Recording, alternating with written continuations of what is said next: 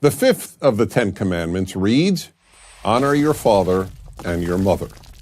This commandment is so important that it is one of the only commandments in the entire Bible that gives a reason for observing it, that your days may be long in the land that the Lord your God is giving you. Many people read that part of the fifth commandment as a reward. But while it may be regarded as a reward, the fact remains that it is a reason.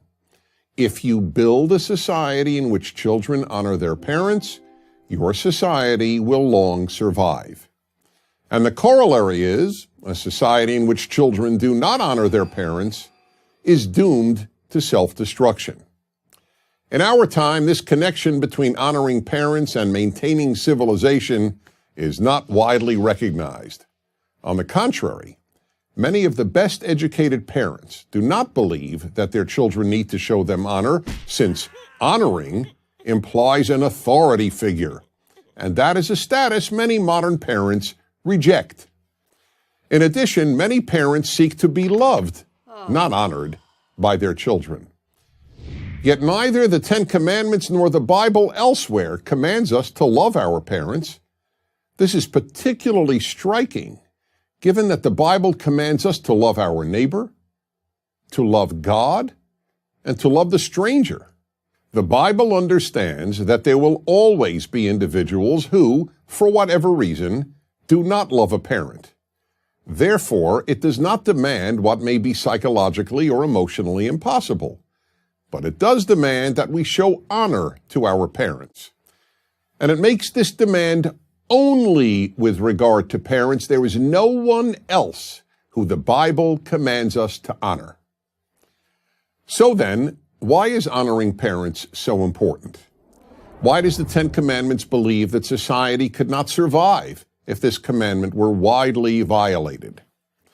One reason is that we as children need it. Parents may want to be honored, and they should want to be, but children need to honor parents. A father and a mother who are not honored are essentially adult peers of their children. They are not parents. No generation knows better than ours the terrible consequences of growing up without a father.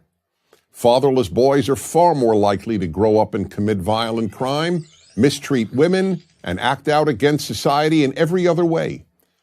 Girls who do not have a father to honor, and hopefully to love as well, are more likely to seek the wrong men and to be promiscuous at an early age.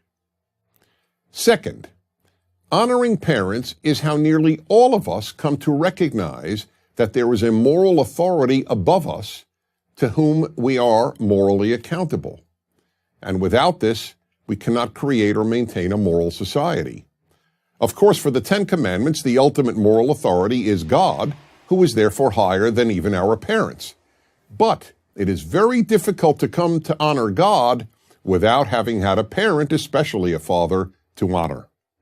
Sigmund Freud, the father of psychiatry and an atheist, theorized that one's attitude towards one's father largely shaped one's attitude toward God. There's one more reason why honoring parents is fundamental to a good society. Honoring parents is the best antidote to totalitarianism. One of the first things totalitarian movements seek to do is to break the child-parent bond. A child's allegiance is shifted from parents to the state. Even in democratic societies, the larger the state becomes, the more it usurps the parental role. Finally, there are many ways to honor parents. The general rule is this: they get special treatment. Parents are unique, so they must be treated in a unique way. You don't talk to them in quite the same way you do anyone else. For example, you might use expletives when speaking to a friend, but you don't with a parent. You don't call them by their first name. And when you leave their home and make your own, you maintain contact with them. Having no contact with parents is the opposite of honoring them. And yes, we all recognize that some parents have behaved so cruelly, and I mean cruelly, not annoyingly, that one finds it morally impossible to honor them. There are such cases, but they are rare.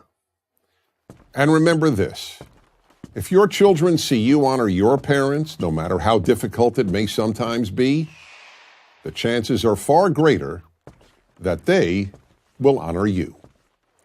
I'm Dennis Prager.